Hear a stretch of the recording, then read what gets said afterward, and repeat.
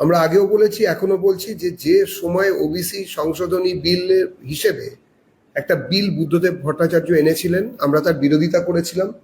ব্যক্তিগতভাবে আমিও ওই মামলার সঙ্গে যুক্ত ছিলাম, যে মামলা বিজেপির তরফ থেকে করা হয়েছিল। সেই মামলা হাইকোর্টে চলেছিল এবং হাইকোর্টে তার রায়দান ইত্যাদিও হয়েছিল।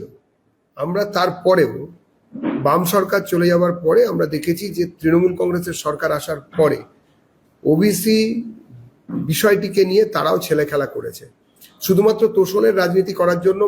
সোজা কথায় মুসলিমদের প্রায় 98%কে ওবিসির অন্তর্ভুক্ত করা হয়েছে, যেভাবে হতে পারে না। বিনা সমীক্ষায়, বিনা কোনো রকম ক্ষেত্র সমীক্ষা বা জনসাধারণের মধ্যে সমীক্ষা, যেসব প্যারামিটার্সকে দেখা উচিত সেই সব প্যারামিটার্সকে না দেখে খুব কম সময়ের মধ্যে এগুলোকে করা হয়েছিল। আমরা তার বিরোধিতা করেছি এবং আমরা সরকারে আসার আগে, নির্বাচনের আগে আমরা সরাসরি এই বিষয়ে মানুষকে আশ্বাস দিয়েছিলাম। আমাদের বিভিন্ন নেতারা তারা বিভিন্ন জায়গায় প্রচারে এই কথা বলেছিলেন যে আমরা এই কাজ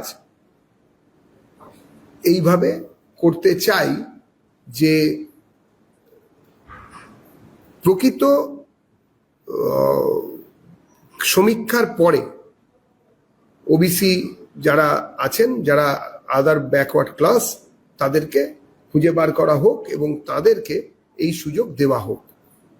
আজকে সরকার সেই কাজই করেছেন, আমরা সরকারকে সাধুবাদ জানাচ্ছি।